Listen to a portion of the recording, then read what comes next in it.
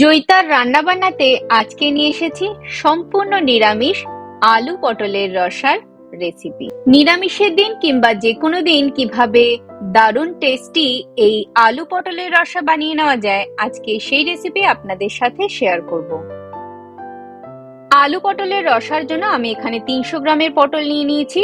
পটলের দুদিক এইভাবে কেটে বাদ দিয়ে তারপর পটলের খোসাটাকে এইভাবে গ্যাপ দিয়ে ছাড়িয়ে নিলাম। এখানে এইভাবে না করে পটলের গাটাকে চেঁচে নিলেও হবে। আমি এইভাবে গ্যাপ দিয়ে পটলের খোসাটাকে ছাড়িয়ে নিলাম। তারপর মাঝখান থেকে প্রত্যেকটা পটলকে এইভাবে দু টুকরো করে নিলাম। পটলগুলোকে ভালো করে ধুয়ে নিলাম। তারপর এখানে নিয়ে নিয়েছি বড় সাইজের আলু। আলুটাকে মাঝখান থেকে দু টুকরো করে তারপর এইভাবে ছোট করে কেটে নিলাম।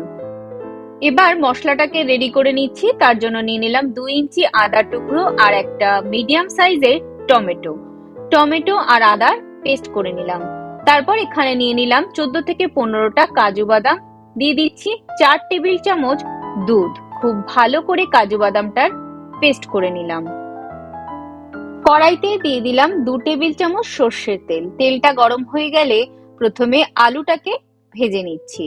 দিয়ে দিলাম 1 চিমটে হলুদ আর নুন দিয়ে খুব ভালো করে উল্টে পাল্টে আলুটাকে মিডিয়াম ফ্লেমে লাল লাল করে ভেজে নিলাম।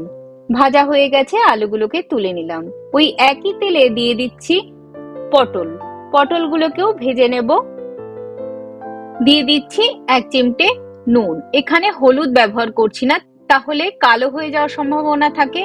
এইভাবে মিডিয়াম ফ্লেমে হালকা লাল করে পটলগুলোকে ভেজে তুলে নিলাম।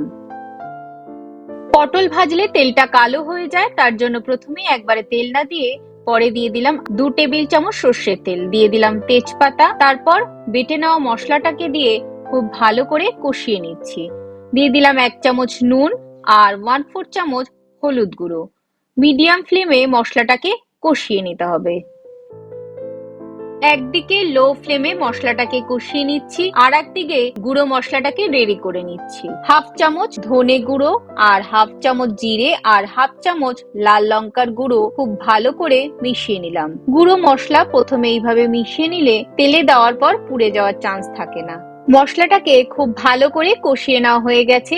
মশলা থেকে এইরকম তেল ছাড়তে শুরু করেছে। এখন এর মধ্যে গুঁড়ো মশলাটাকে দিয়ে দিলাম। ফ্লেমটাকে এই সময় লো টু মিডিয়ামেই রাখতে হবে। মশলাটা দেওয়ার পরে খুব ভালো করে একবার মিশিয়ে নিচ্ছি। মশলাটা কষিয়ে নেওয়া হয়ে গেছে। এবার এর মধ্যে কাজু বাটাটা দিয়ে লো টু মিডিয়াম ফ্লেমে খুব ভালো করে আবার কষিয়ে নিচ্ছি। এই রকম যখন মশলা থেকে তেল ছাড়তে শুরু করেছে, এর মধ্যে দিয়ে দিলাম ভেজে নেওয়া আলু পটল দেওয়ার পরেও 1 মিনিট এইভাবে ভালো করে কষিয়ে নিচ্ছি, যাতে আলু পটলের মধ্যেও মশলা খুব ভালো করে মিশে যায়। 1 মিনিট মশলাটাকে এইভাবে কষিয়ে নেওয়ার পর দিয়ে দিলাম 1 কাপ গরম জল। দিয়ে খুব ভালো করে মিশিয়ে নিতে হবে। ঝোলটা ফুটে উঠলে দিয়ে দিচ্ছি 1/2 চামচ চিনি। চিনিটা অবশ্যই অপশনাল, তবে নিরামিষ তরকারিতে চিনি দিলে টেস্টটা ভালো লাগে। দিয়ে দিলাম 1 চিমটে গরম মশলা। দিয়ে খুব ভালো করে মিশিয়ে নিলাম। তারপর 3 থেকে 4 মিনিটের জন্য ঢাকা দিয়ে লো ফ্লেমে রেখে দিলাম। 3-4 মিনিট পর ঢাকনাটাকে সরিয়ে 2টো কাঁচা লঙ্কাকে এইভাবে চিড়ে দিয়ে দিলাম। এটা অপশনাল, না দিলেও চলবে। যেহেতু কাজু বাটা থাকে তাই একটু মাঝে মাঝেই নাড়তে হবে। আবার 3-4 মিনিটের জন্য ঢাকা দিয়ে রেখে দিলাম। 3-4 মিনিট পর ঢাকনাটাকে সরিয়ে একবার আলুটা সিদ্ধ হয়েছে কিনা চেক করে নিলাম। আলুটা সিদ্ধ হয়ে গেছে। নামানোর আগে দিয়ে দিলাম 1 চামচ ঘি দিয়ে ভালো করে একবার মিশিয়ে নিয়ে লো ফ্লেমে 1 মিনিট এইভাবে ফুটিয়ে নিলেই রেডি নিরামিষ আলু পটলের রসা।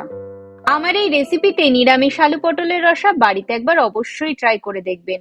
গরম ভাত, পোলাও, রুটি কিংবা পরোটার সাথে খেতে খুব ভালো লাগে। রেসিপিটা ভালো লাগলে চ্যানেলটাকে লাইক, শেয়ার ও সাবস্ক্রাইব করার অনুরোধ রইল।